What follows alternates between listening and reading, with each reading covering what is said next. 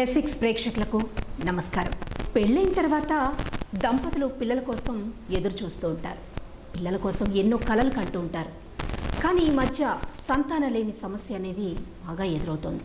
అసలు ఈ సంతానలేమి సమస్య ఏంటి, దీన్ని ఏ విధంగా నివృత్తి చేసుకోవాలనేది తెలుసుకుందాం. అయితే ఈరోజు మన స్టూడియోలో సంతానలేమి సమస్యల గురించి ఎటువంటి సందేహాలున్నా వాటిని నివృత్తి చేయడానికి మనతో డాక్టర్ శశిప్రియ గారు ఉన్నారు. నమస్తే మేడం. నమస్తే.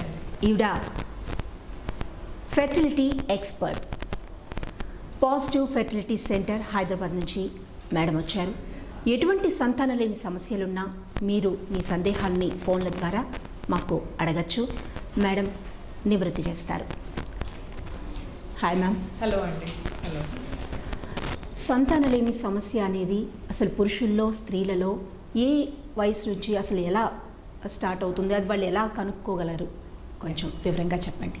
యా, సో పెళ్ళైన తర్వాత ఫస్ట్ 1 year ఆఫ్ లైఫ్ అనేది మ్యారిటల్ లైఫ్ చాలా ఇంపార్టెంట్ అండి. సో ఎందుకు అని అంటే పెళ్ళైన ఏజ్ని బట్టి ప్లస్ మనకి ప్రాబ్లమ్స్ ఎలా వస్తాయి అండ్ అసలు మనకు సంతానలేమి ఉందా లేదా ఎట్లా ఐడెంటిఫై చేయాలనంతా చాలా మనం తెలుసుకోవాల్సి ఉంటుంది.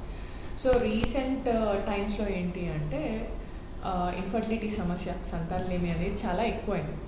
సో మీరు ఒక 30 years బ్యాక్ 40 years బ్యాక్ చూసుకున్నట్టయితే ఈ పెళ్ళిళ్ళు అనేటివి చాలా యంగ్గా అయ్యేవి.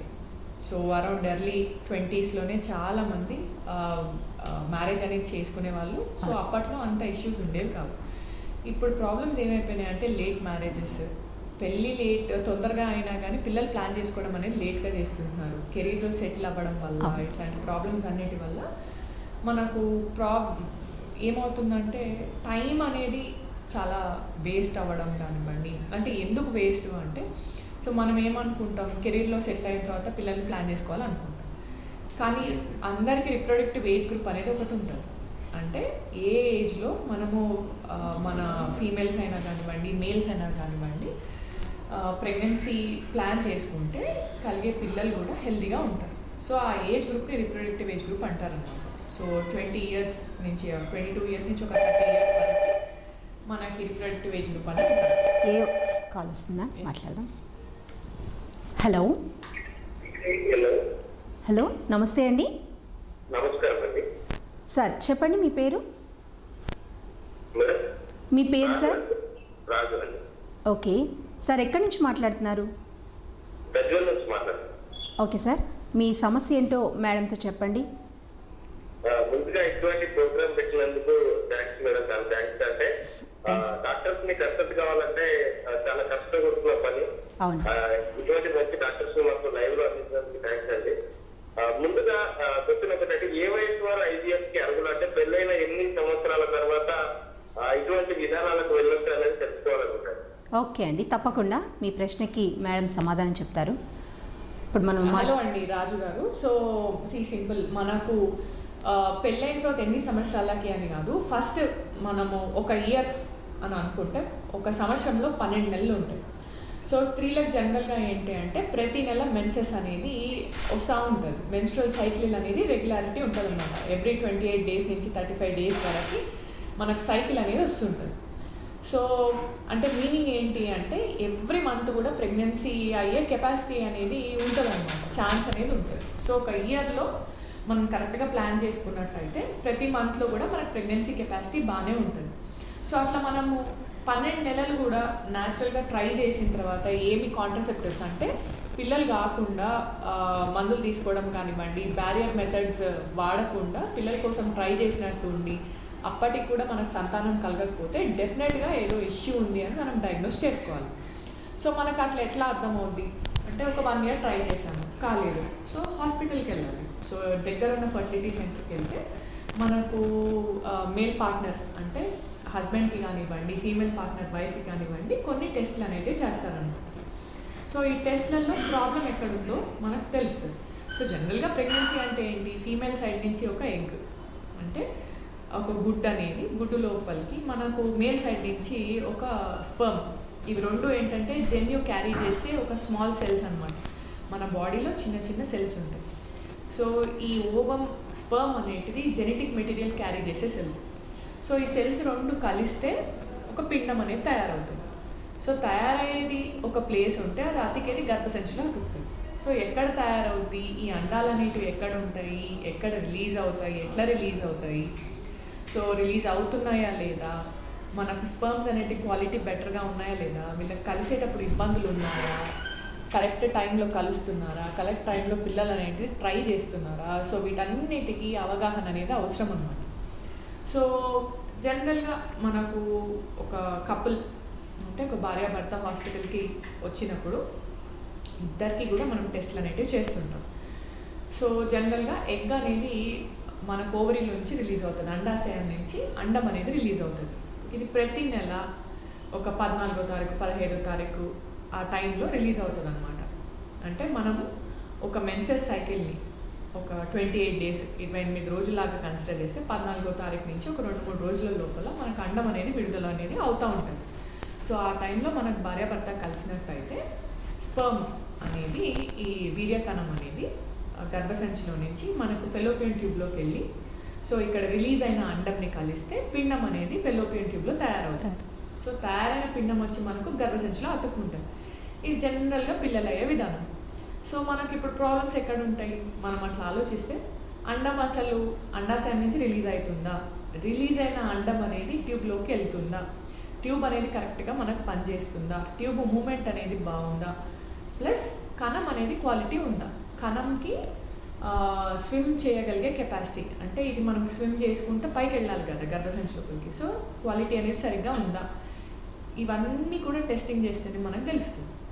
సో ఎట్లా టెస్టింగ్ చేయాలి అని అంటే మనము అండం విడుదలవుతుందా లేదా, అసలు అండాలు ఉన్నాయా చూడడానికి మనం ఒక స్కానింగ్ అనేది చేసుకుంటాం, టీవీలో చూస్తే మనకు అర్థమవుతుంది.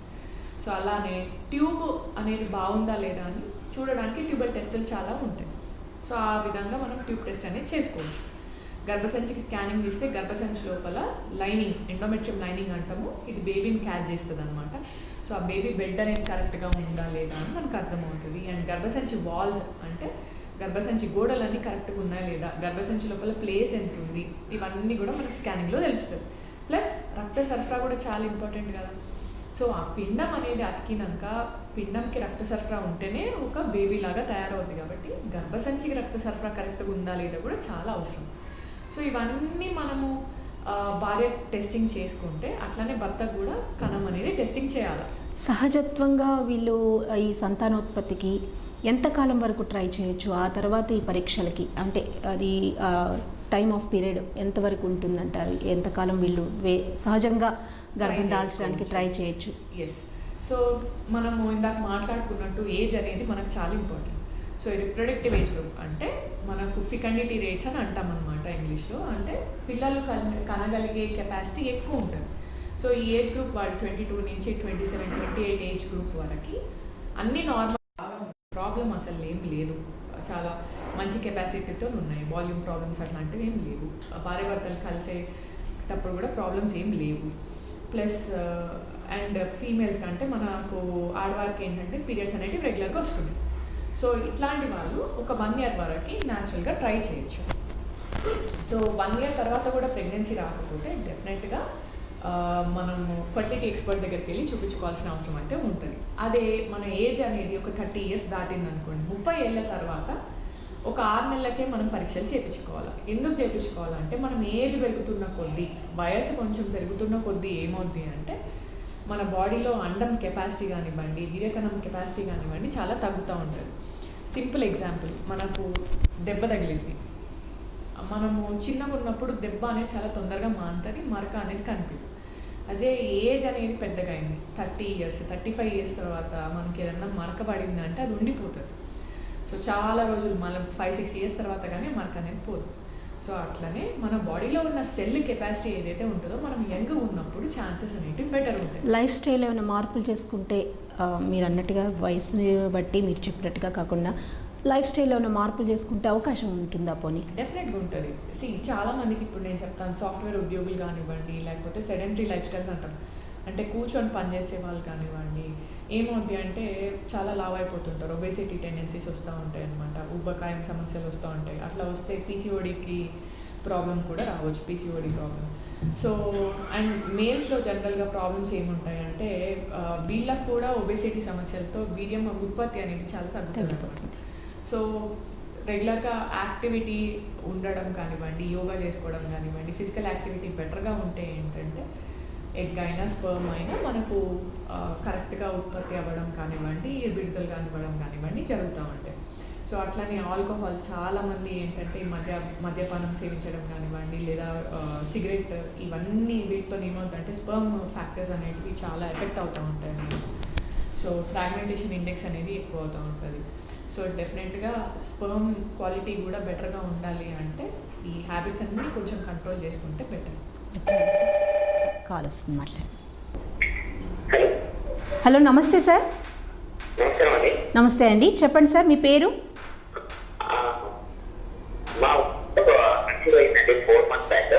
ఓకే. కానీ తను ఫుడ్ సరిగ్గా తీసుకోలేకపోతుంది ఫుడ్ కూడా. ఓకే. ఇది లాంగ్ ప్రెగ్నెన్సీ అంటే చాలా మంది చెప్పారు 3 months కి సెట్ అయిపోతుంది అన్నారు. 4th month running, almost 4th month కూడా అయిపోవచ్చింది. ఓకే.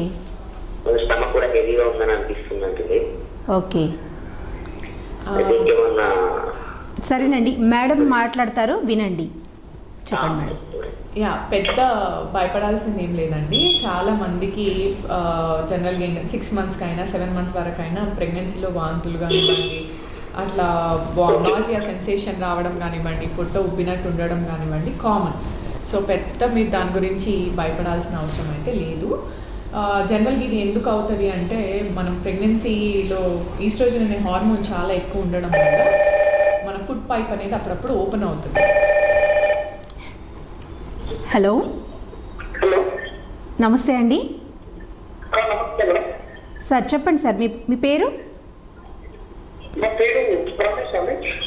సార్ మీ సమస్య ఏంటి మేడం చెప్పండి. హలో సార్, మళ్ళీ ఒకసారి అడగండి సార్. హెల్దీ బేబీ పుట్టడానికి ఎటువంటి ఫుడ్ తీసుకుంటే బాగుంటుంది? ఓకే సార్, తప్పకుండా మేడం ఆన్సర్ చేస్తారు. Thank you. మనకు జనరల్ ఏంటంటే ఇప్పుడు కూడా యాంటీ ఆక్సిడెంట్ రిచ్ ఫుడ్ చెప్తామన్నమాట. ఫ్రెష్ కూరగాయలు కానివ్వండి, ఫ్రూట్స్ కానివ్వండి తీసుకోవాలి. అండ్ ప్రెగ్నెన్సీ ప్లాన్ చేసుకునే ముందు ఫస్ట్ 3 months మనకు ఎవాల్యుయేషన్ అనేది చాలా ఇంపార్టెంట్. సో ఏం ఎవాల్యుయేషన్ చేయాలి, ఏం రక్త పరీక్షలు చేయాలి అందరూ అనుకుంటారు. డాక్టర్ దగ్గర పోతేనే ఊరికే టెస్టులు రాస్తారు, రక్త పరీక్షలు రాస్తారు, ఇన్ని మేము చేయించుకోలేము అంటారు. కానీ అది చాలా ఇంపార్టెంట్. ఎందుకు అంటే కొంతమందికి రక్తహీనత ఉంటుంది అనమాట, అనీమియా అని అంటాం. సో చాలామందికి ప్రెగ్నెన్సీ అయ్యి డాక్టర్ దగ్గరకు వచ్చేసరికి 7 grams ఉంటుంది హెచ్బి, 8 grams ఉంటుంది హెచ్బి అంటే హిమోగ్లోబిన్ పర్సెంటేజ్. సో మన బ్లడ్లో ఆక్సిజన్ క్యారింగ్ కెపాసిటీయే తక్కువ ఉందనుకోండి, 7 grams 8 grams హెచ్బితో లోపల బేబీ అనేది చాలా ఆక్సిజన్ తక్కువ ఎన్విరాన్మెంట్లో పెరుగుతుంది. సో దీనివల్ల మన టెస్టులు అనేటివి ప్రెగ్నెన్సీ ముందు మీరు ప్లానింగ్ చేసుకుంటే కరెక్షన్ చేసుకోవడానికి చాలా ఈజీ. ఓకే. సో ఇది బ్లడ్లో హిమోగ్లోబిన్ పర్సెంటేజ్. థైరాయిడ్ టెస్ట్ కూడా చేయించాలా. ఎందుకు చేయించాలంటే థైరాయిడ్ని బట్టి మన బాడీ మెటబాలిజం అనేది థైరాయిడ్ అనే హార్మోన్ మీద ఆధారపడి ఉంటుంది. అంటే మన ఒంట్లో ఫెటీగ్ అనేది చాలా ఎక్కువ ఉండొచ్చు, అంటే అలసత్వం అనేది ఎక్కువ రావచ్చు. మనం చిన్న చిన్న పనులు చేసినా బాగా అలసిపోవచ్చు, కళ్ళు తిరుగుతున్నట్టు అనిపించచ్చు, నిద్రపోయి లేవగానే మనకు బెడ్ మీద నుంచి లేచినప్పుడు కళ్ళు తిరిగినట్టు అనిపించచ్చు, చేతులలో వీక్నెస్ అనిపించచ్చు, రిఫ్లెక్స్ యాక్టివిటీ అనేది తక్కువ అయిపోవచ్చు. హలో హలో, నమస్తే అండి.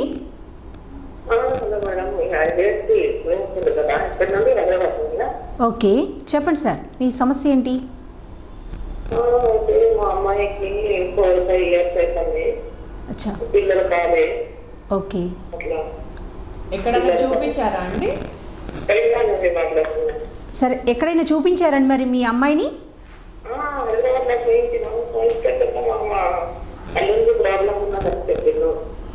అచ్చా, ఓకే.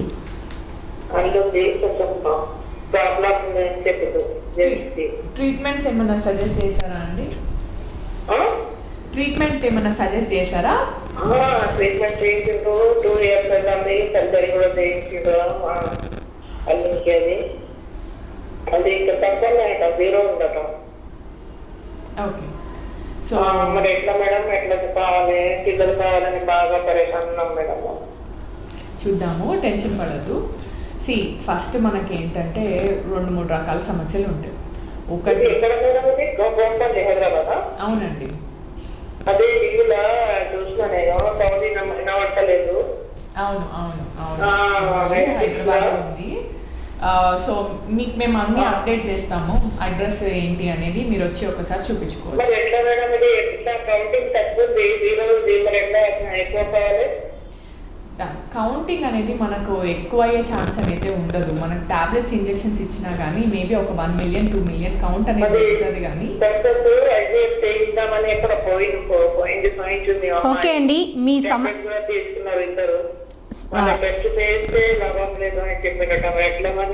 ఓకే అండి, మేడం ఆన్సర్ చేస్తారు, వినండి. సో జనరల్గా ఏంటి అంటే మగవాళ్ళలో వీర్య కణాలు నార్మల్ కౌంట్ అనేది 15 మిలియన్ నుంచి 20 మిలియన్ వరకు ఉండాలి. సో 12 మిలియన్లు 10 మిలియన్లు ఉన్నా కానీ మనం దాన్ని క్లీన్ చేసి చిన్న పద్ధతి IUI పద్ధతి ద్వారా మనము ప్రెగ్నెన్సీ కోసం ట్రై చేసినట్టయితే ప్రెగ్నెన్సీ ఛాన్సెస్ బాగానే ఉంటాయి. కాకపోతే కదిలే కెపాసిటీ కూడా చాలా ఇంపార్టెంట్ అనమాట. ఇప్పుడు మనకి 20 మిలియన్ ఉన్నా కానీ దాంట్లో కొంతమందికి కదలగలిగే కెపాసిటీ, అంటే ఈ స్పర్మ్స్ అనేటివి ఉంటేనే సరిపోదు కదా, అవి ఈదుకుంటూ ముందుకు వెళ్ళాలి గర్భసంచి లోపలికి. సో అట్లా కెపాసిటీ అనేది కనీసం 40% 50% ఉండాలి. అట్లా కదలగలిగే కెపాసిటీ ఉండే స్పర్మ్స్ మనకు 40-50% ఉంటే ప్రెగ్నెన్సీ ఛాన్సెస్ అనేటివి బెటర్గా ఉంటాయి. సో అదే 5 మిలియన్ స్పర్మ్ 2 మిలియన్ స్పర్మ్ ఉంది అనుకోండి, స్పర్మ్ క్వాలిటీ వైజ్ కానివ్వండి, క్వాంటిటీ వైజ్ కానివ్వండి చాలా తక్కువ. కాబట్టి వీటిని మనం క్లీన్ చేసి గర్భసంచిలోకి ఎక్కించినా కానీ ప్రెగ్నెన్సీ సక్సెస్ రేట్ అనేది చాలా తక్కువ ఉంటుంది. సో దీనికి మనం ఏం చేయాలి అంటే టెస్ట్ ట్యూబ్ బేబీ పద్ధతికి వెళ్ళాలి. టెస్ట్ ట్యూబ్ బేబీ పద్ధతి ఎందుకు మనం న్యాచురల్గా ట్రై చేయలేమా అంటే, మరి ఇన్ని రోజుల నుంచి న్యాచురల్గా ట్రై చేస్తున్నాం కదా, న్యాచురల్గా ట్రై చేసి రాకపోతేనే కదా మనం ఎవాల్యుయేషన్కి వచ్చింది. సో డెఫినెట్గా మనకి ఈ ప్రాబ్లం ఉందని తెలిసింది. సో దీనికి పద్ధతి ఏముంటుంది, ప్రెగ్నెన్సీ అచీవ్ చేసే పద్ధతి ఏంటి అంటే టెస్ట్ ట్యూబ్ బేబీ పద్ధతి.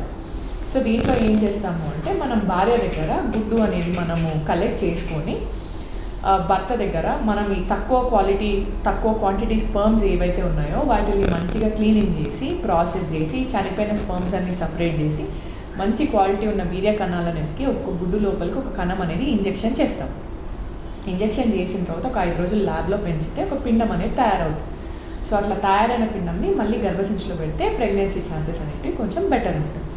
సో వీర్య కణాల కౌంటర్ బట్టి ట్రీట్మెంట్ అనేది ఉంటుంది. ఓకే, అంటే ఇప్పుడు ఇందాక మీరు అన్నారు IUI టెస్ట్ అని, అంటే రకరకాల టెస్ట్లు ఉన్నాయి అన్నారు. అసలు ఏం రకాల టెస్ట్స్ ఉన్నాయి, అలాగే వాటి వల్ల ఏమన్నా హానికరమైనటువంటి ప్రమాదాలు ఏమైనా ఉన్నాయి అంటే సైడ్ ఎఫెక్ట్స్ కానీ ఏమన్నా పెయిన్ఫుల్ కానీ అలా ఏమన్నా ఉన్నాయా? కొంచెం ఇక్కడ చాలామందికి డౌట్స్ ఉంటాయి, అమ్మో టెస్ట్లో మీరు అన్నారు డాక్టర్ అనగానే టెస్టులు రాస్తారు అది ఇదని. సో అసలు ఈ టెస్ట్ల వల్ల ఉపయోగాలు ఏంటి, దానివల్ల ఎటువంటి హానికరం ఉన్నాయి, వాటికి ఏమన్నా బీమా అంటే ఇన్సూరెన్స్ ఏమైనా వర్తిస్తుందా, కొంచెం వాటి గురించిన వివరాలు చెప్పండి.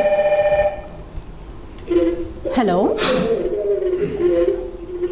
హలో హలో, నమస్తే. నమస్తే అండి. నమస్తే అండి సార్ చెప్పండి, మీ సమస్య ఏంటండి? అదే నేను వెళ్ళాను. ఓకే, IVFకి వెళ్ళారు. ఓకే, పోయాము. ప్రెగ్నెంట్ అయింది. అయినాక 3 months ప్రెగ్నెంట్ అయినాక హాస్పిటల్ వస్తలేదు. అట్లా 3 times అట్లనే అయింది. ఓకే ఓకే సార్, మేడం అడుగుదాము, దానికి తగిన సమాధానం మేడం చెప్తారు, ఎటువంటి సమస్య అయినా. ఓకేనా? Thank you sir. దానికి ఎట్లా సొల్యూషన్ ఎట్లా? తప్పకుండా చెప్తారు, వినండి. హాస్పిటల్ వస్తలేదు. అదేనండి, ఆ సొల్యూషన్ మేడం చెప్తారు, వినండి. ఇందాక మనం అడిగినట్టుగానే ఈ టెస్ట్లు అసలు ఏంటి, వాటికి అసలు ఏ విధంగా సార్ట్అవుట్ చేసుకోవాలని కొంచెం చెప్పండి.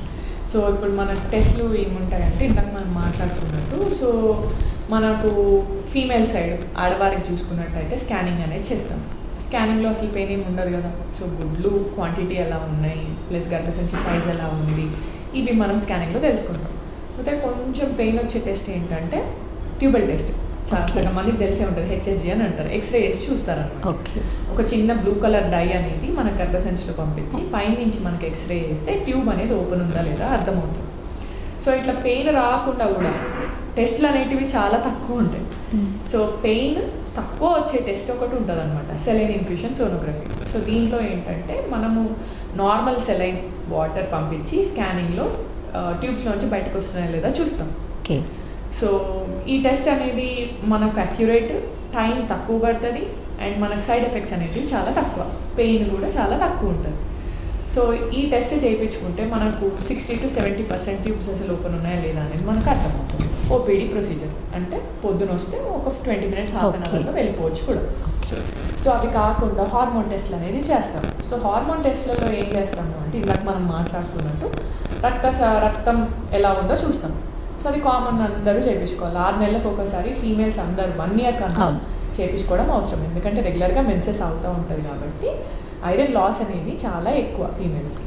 సో 1 yearకి ఒకసారి కంపల్సరీ మనం కంప్లీట్ బ్లడ్ పిక్చర్ కానివ్వండి, ప్లస్ థైరాయిడ్ టెస్ట్ కానివ్వండి చేసుకోవాలి. సో ఈ రెండు మనం ఎలాగో చేస్తాం.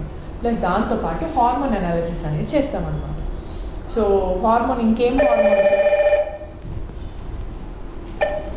హలో హలో, నమస్తే అండి. నమస్తే అండి. సార్ చెప్పండి, మీ పేరు? నా పేరు కిరణ్ అండి. ఓకే సార్, మీ సమస్య ఏంటి చెప్పండి. హలో, కాల్ కట్ అయిందండి.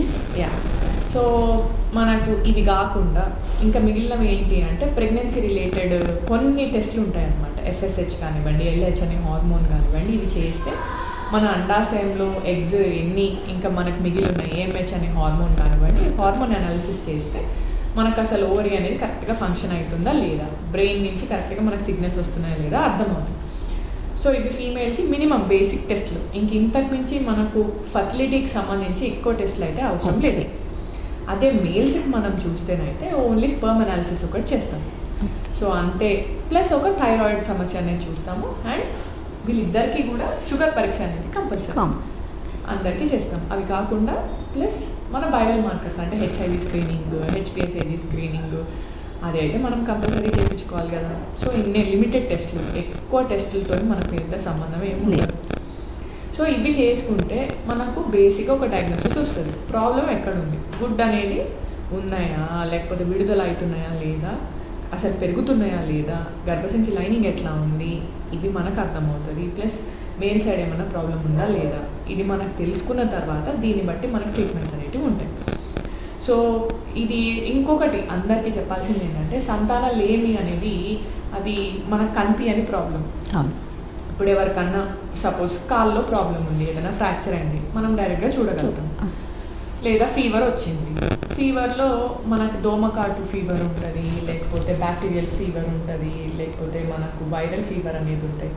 వీటికి తగ్గినట్టు మందులు వేసుకుంటే సరిపోతుంది. బ్లడ్ టెస్టులు చేస్తే ఏ రకమైన ఫీవరో తెలుస్తుంది. ఆ మందులు వేసుకుంటే ఫీవర్ అనేది తగ్గుతుంది, ఎందుకంటే అది బాడీ రెస్పాన్స్ కాబట్టి. కానీ ఇక్కడ ఏంటి, మనకు ఒక బేబీ అనేది తయారవ్వట్లేదు, అంటే గుడ్డు కణం కలవట్లేదు. గుడ్డు కణం ఎందుకు కలవట్లేదో ఫస్ట్ మనం రీజన్ తెలుసుకోవాలి. గుడ్డులో ప్రాబ్లం ఉందా, కలంలో ప్రాబ్లం ఉందా, లేకపోతే కలిసే ప్లేస్లో ప్రాబ్లం ఉందా, దీన్ని బట్టి మనకు ట్రీట్మెంట్ ఆప్షన్స్ ఉంటాయి. సో ట్రీట్మెంట్ ఆప్షన్స్ అంటే ఏంటో కూడా అంటే ఇప్పుడు అన్నీ నార్మల్ ఉన్నాయి. మనం కలిసే ఈ ప్లేస్ ఫెలోపియన్ ట్యూబ్ ఏదైతే ఉందో అది ఓపెన్ ఉందనుకోండి, మనం నార్మల్గా ట్యాబ్లెట్స్ ఇచ్చి గుడ్డు విడుదలను ట్రాక్ చేసి స్పర్మ్స్ లోపల పంపించవచ్చు IUI పద్ధతి ద్వారా. లేదు ఫెలోపియన్ ట్యూబ్ బ్లాకేజ్ ఉందనుకోండి, గుడ్డు కణం అనేది కలవలేదు కదా, సో మనం టెస్ట్ ట్యూబ్ పద్ధతికి వెళ్ళాల్సి ఉంటుంది. సో అట్లనే గుడ్లు చాలా తక్కువ ఉన్నాయి, ఏజ్ అనేది చాలా ఎక్కువ ఉంది, 35 years 40 years కూడా కాలేదు. సో వీళ్ళకు కూడా టెస్ట్ ట్యూబ్ పద్ధతికి వెళ్ళడం అవసరం. అదే 2-3 గుడ్లు ఉన్నా కానీ 25 years 30 years వాళ్ళకి మనం న్యాచురల్గా ప్రెగ్నెన్సీ ట్రై చేసుకోవచ్చు. జస్ట్ ఒక ట్యాబ్లెట్ ఇంజెక్షన్ ఇచ్చి గుడ్డు విడుదల అవుతుందా లేదా చూస్తాం. ఆ టైంకి భార్యాభర్తలను కలవమంటే ప్రెగ్నెన్సీ ఛాన్సెస్ అనేవి బెటర్ ఉంటుంది. అదే మనం కణం సైడ్కి వస్తే కణం 15 to 20 million ఉంది, బాగానే ఉన్నాయి, క్వాలిటీ కదులుతున్నాయి. సో వీళ్ళకి న్యాచురల్గా మనం ట్రై చేసుకోమని చెప్పొచ్చు. లేదా కణాలు కదలట్లేదు 20% కదులుతున్నాయి అనుకోండి, IUI పద్ధతి చేస్తాం, చిన్న పద్ధతి. దానికి మనం పెద్ద టెన్షన్ పడాల్సిన అవసరం లేదు, హాస్పిటల్ అడ్మిషన్ అవసరం లేదు, ఎక్కువ సార్లు తిరగాల్సిన అవసరం కూడా లేదు. సో దీంట్లో న్యాచురల్గా ట్రై చేసే ప్రెగ్నెన్సీ కంటే ఒక 10% ఛాన్సెస్ ఎక్కువ. ఎందుకు అంటే మనము వాష్ చేసి ప్రాసెస్ చేసిన కణాలు ఏవైతే ఉన్నాయో వాటిని మనం ఇంజెక్షన్ ద్వారా గర్భసంచిలో వదులుతున్నాం కాబట్టి గుడ్డు కణం అనేది కలిసే ఛాన్సెస్ అనేటివి ఎక్కువ. ఓకే. సో ఇలా కాకుండా అప్పటికి కూడా రాలేదు ప్రెగ్నెన్సీ అంటే డెఫినెట్గా టెస్ట్ ట్యూబ్ పద్ధతికి వెళ్ళాలి. అదే ఏజ్ అనేది చాలా ఎక్కువ ఉంది, గర్భసంచిలో గడ్డలు ఉన్నాయి, ఆల్రెడీ 2-3 టైమ్స్ సర్జరీ అయింది, ఇంకొక చాలామందికి ఎండోమెట్రియోసిస్ సమస్య అనేది ఉంటుంది. సో ఈ ఎండోమెట్రియోసిస్ అంటే ఏంటి అంటే గర్భసంచి లోపల లైనింగ్ ఏదైతే ఉందో అది మనకు ఓవరీలో కానివ్వండి, లేకపోతే ఫెలోపియన్ ట్యూబ్లో, లేకపోతే అబ్డామినల్ వాల్లో పోయి అతుకుతుంది. సో దీనివల్ల పీరియడ్స్ వచ్చినప్పుడు విపరీతంగా పెయిన్ రావడము, మోషన్ పోయినప్పుడు, యూరిన్ పోయినప్పుడు కూడా పెయిన్ రావడం, ఇట్లాంటివి చాలామంది లేడీస్కి ఉంటాయి అంటారు. సో వీళ్ళల్లో ట్యూబ్స్ అనేవి క్లోజ్ అయిపోయి ఉంటాయి. సో క్లోజ్ అయిన తర్వాత అది రీజన్ ఏదైనా కానివ్వండి, మనం టెస్ట్ ట్యూబ్ పద్ధతి చేయాలి. సో చాలామంది అడుగుతారు అనమాట, ఫెలోపియన్ ట్యూబ్స్ క్లోజ్ అయిపోతే మరి ఓపెన్ చేయలేమా, టెస్ట్ ట్యూబ్ పద్ధతి ఒకటేనా అంటే లేదు. హలో, నమస్తే అండి, మీ పేరు? ఓకే సార్, చెప్పండి మీ సమస్య ఏంటి? చెప్పండి మీ సమస్య ఏంటి సార్, చెప్పండి.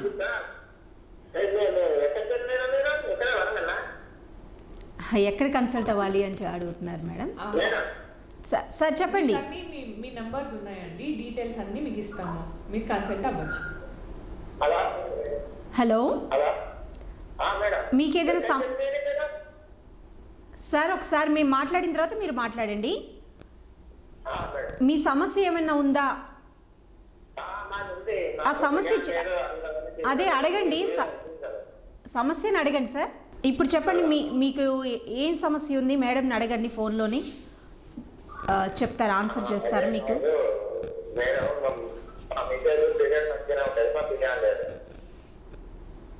సార్ చెప్పండి, మీ మిస్సెస్కి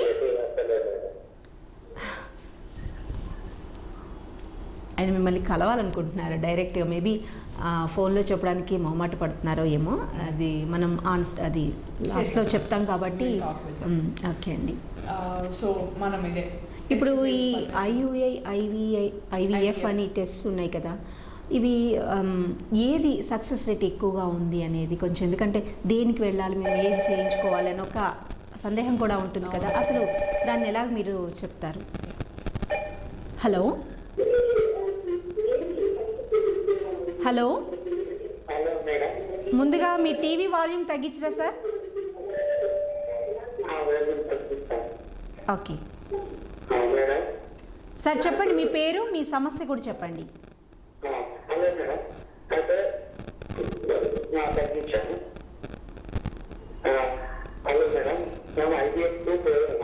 ఓకే ఓకే, 3 months ప్రెగ్నెంట్ వస్తుంది, ఓకే చెప్పండి. సో మీకు చెప్తానండి. ఓకే సార్, ఏజ్ 10th అండి సార్? ఏజ్ చెప్పండి, ఎంత మీ వయసు? వచ్చా, ఓకే 45.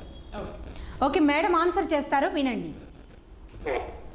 సో జనరల్గా ఏంటంటే ఇందాక మనం మాట్లాడుకున్నాం, సో ఇందాక ఒక కాలర్ కూడా సేమ్ క్వశ్చన్ చేశారు, హార్ట్ బీట్ అనేది రావట్లేదు అని, అసలు ఎందుకు అది కారణాలు అవన్నీ చెప్పండి. ఓకే, సో మనకి ఏంటంటే ఏజ్ అనేది చాలా ఇంపార్టెంట్. సో 20 years నుంచి 30 years వరకు ప్రెగ్నెన్సీ ప్లానింగ్ చేసుకుంటే మనకి హెల్తీ బేబీస్ ఉంటుంది. ఏజ్ పెరిగే కొద్దీ గుడ్డులో కెపాసిటీ అనేది చాలా తగ్గుతూ ఉంటుంది, జన్యుపరమైన మార్పులు వస్తాయి, మన బాడీలో కూడా జన్యుపరమైన మార్పులు అనేవి రావడం అనేది సహజం, ఏజ్ పెరుగుతూ ఉంటుంది. సో మనం 45 yearsకి మనం ప్రెగ్నెన్సీ ప్లానింగ్ చేసుకుంటే డెఫినెట్గా బేబీలో జెనెటిక్ అబ్నార్మాలిటీస్ ఉంటాయి. సో ఎంబ్రియోస్ అనేటివి అంటే ఈ పిండంలో అనేటివి చాలా మార్పులు, అనిప్లాయిడీ అని అంటాం అనమాట. అంటే ఈ క్రోమోజోమ్స్ అనేటివి కరెక్ట్గా సంఖ్యలో అనేది ఉండవు. సో ఉండకపోతే ఏమవుతుంది అంటే మనకు పెరిగే కెపాసిటీ అనేది ఉండదు కదా. సో ఎప్పుడు కూడా ఇప్పుడు మనం ఉన్నాం, మీకు సింపుల్గా ఎగ్జాంపుల్ చెప్తాను. సో చిన్నపిల్లలు ఫస్ట్ 9 monthsకి ఎంత హైట్ ఉంటారు, 1 yearకి ఎంత హైట్ వస్తారు, మనం కూడా 18 years వరకు ఒక హైట్ వరకు వస్తాం. సో అట్లా ఎందుకు పెరుగుతున్నాము, పెరగడానికి రీజన్ ఏంటి అంటే మన బాడీలో ఉండే సెల్స్ అనేది మల్టిప్లికేషన్ అవుతా ఉంటుంది, అంటే యాడ్ అవుతుంది. సో ఈరోజు ఒకటి ఉంటే రేపు 4 2 అవుతుంది, 2 4 4 8 8 16 కామన్, అది డివిజన్ అనేది అవుతూ ఉంటుంది. సో ఈ బేబీ అనేది ఫాస్ట్గా ఫస్ట్ 9 నెలల్లో పెరుగుతుంది. సో మనకి ఏంటంటే ఈ జన్యుపరమైన మార్పులు అనేవి చాలా ఎక్కువ అవుతూ ఉంటాయి ఏజ్ పెరిగే కొద్దీ. సో మనం మల్టిప్లికేషన్ గురించి మాట్లాడుకుంటున్నాం. ఈ సెల్స్ అనేటివి మల్టిప్లికేషన్ అవుతేనే మనము హైట్ కానివ్వండి, ఏజ్, వెయిట్ కానివ్వండి పెరుగుతూ ఉంటాం. ఓకే, మళ్ళీ చేస్తాం. హలో, హలో నమస్తే అండి. చెప్పండి. హలో, లేదండి మాకు ఫైల్స్ వచ్చినాయి. ఫైల్స్ ఎట్లా తక్కువైతే మీరు ఒకసారి హాస్పిటల్ రానమ్మా. హాస్పిటల్కి వచ్చి మీరు చూపించుకుంటే మన పైల్స్ అనేటివి ఇంటర్నల్ పైల్సా లేకపోతే ఎక్స్టర్నల్ పైల్సా అనేది, హిమరాయిడ్స్ అనేవి చూసుకుంటారు. దాన్ని బట్టి సర్జికల్ ఆప్షన్స్ మందులతో తక్కువైతుందా ఎట్లా? దాని గ్రేడింగ్ని చూడాలి. చాలా పెద్ద ఉన్నాయి అంటే తీసేయాల్సి వస్తుంది. మందులతో మనం తగ్గించేది ఏమి ఉండదు, కానీ ఫుడ్ హ్యాబిట్స్ చేంజ్ చేసుకుంటే మీకు దానివల్ల ప్రాబ్లం అనేది తగ్గుతుంది. సరే, ఓకే అండి, థ్యాంక్ యూ. కాల్స్ మనము ఇందాక డిస్కస్ చేసిన ప్రాబ్లమ్సే చూద్దాం. okay. కాల్స్ అనేటివి మనం నెక్స్ట్ సెషన్లో షూర్ షూర్ అండి. సో మనకి ఇప్పుడు ఈ హైట్, వెయిట్ ఎట్లయితే పెరుగుతుందో, బేబీ 1 year వరకు మన కడుపులో ఉన్నప్పుడు కూడా మల్టిప్లికేషన్ అనేది చాలా ఫాస్ట్గా అవ్వాలి. సెల్స్ డివిజన్ అనేది ఎంత ఫాస్ట్గా అవుతే బేబీ గ్రోత్ అనేది అట్లా ఉంటుంది. సో ఫస్ట్ మనం పిండం అతికిన తర్వాత 6 వారాలకి ఫస్ట్ మన బాడీలో వచ్చేదే హార్ట్, అంటే గుండె అనేది ఫస్ట్ తయారవుతుంది. సో గుండె తయారు కావట్లేదు, కొట్టుకోవట్లేదు అంటే మీనింగ్ ఏంటి? లోపల బేబీ అనేది సరిగ్గా లేదు. సో జన్యుపరమైన మార్పులు ఉండడం వల్ల దానికి ఎదగగలిగే కెపాసిటీ అనేది లేదు. ఇంకొక చాలామంది ఏమనుకుంటారంటే ఐవీఎఫ్ చేసుకున్నందుకు ఇట్లా అయిందని అనుకుంటారు. ఇప్పుడు మనం 20 years నుంచి 30 yearsకి కూడా చాలా మందికి రిపీటెడ్గా మిస్క్యారేజెస్ అవుతూ ఉంటాయి. న్యాచురల్గా ప్రెగ్నెన్సీ వచ్చినా 7 సార్లు 8 సార్లు మిస్క్యారేజ్ అవుతుంది. సో ఈ మిస్క్యారేజ్ అనేది జన్యుపరమైన రీజన్స్ వల్ల కానివ్వండి, మనము ట్రీట్మెంట్ చేసినంత వల్ల కాదు.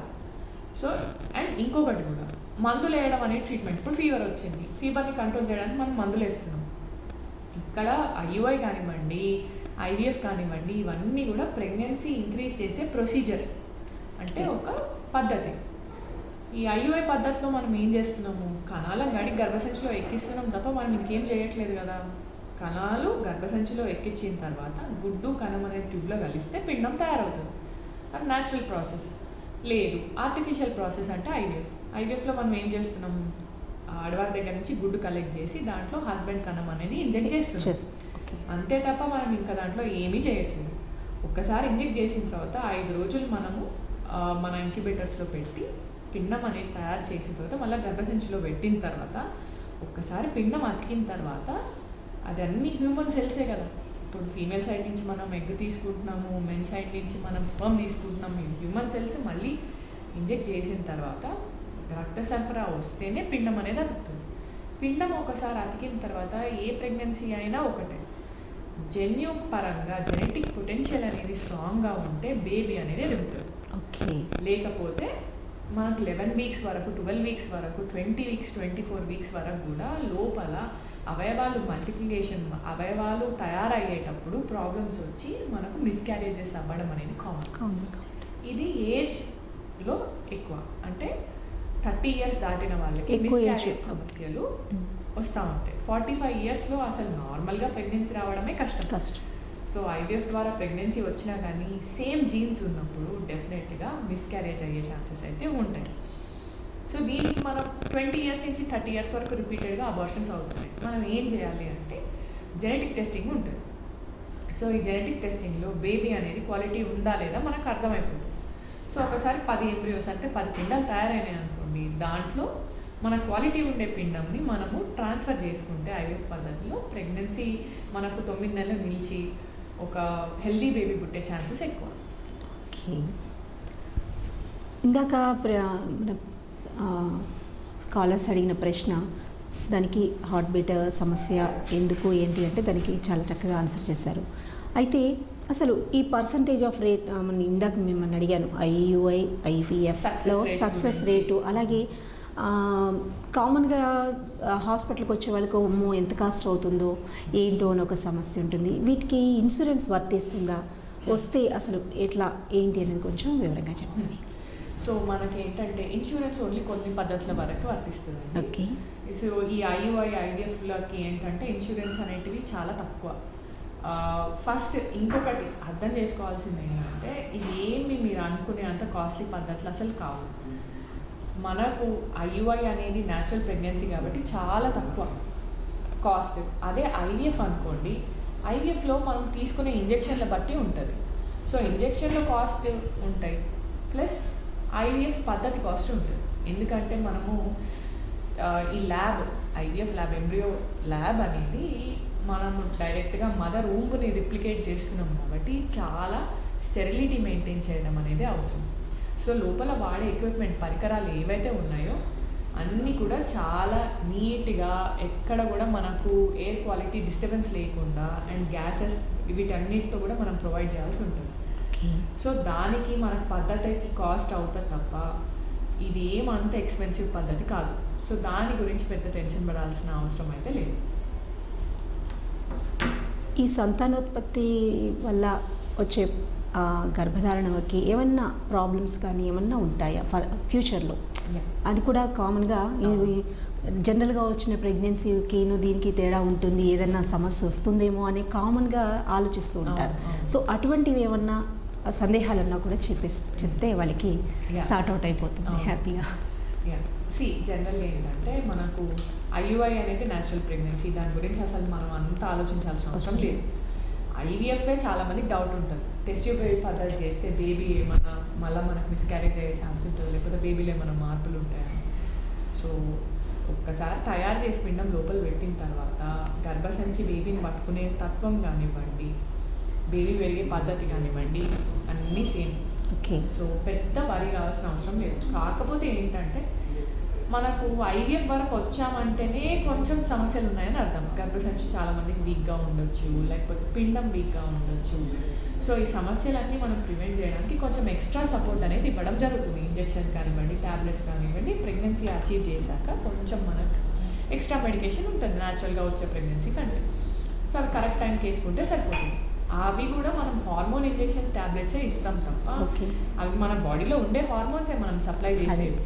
సో దీని గురించి మనం వరి కావాల్సిన అవసరం అయితే లేదు.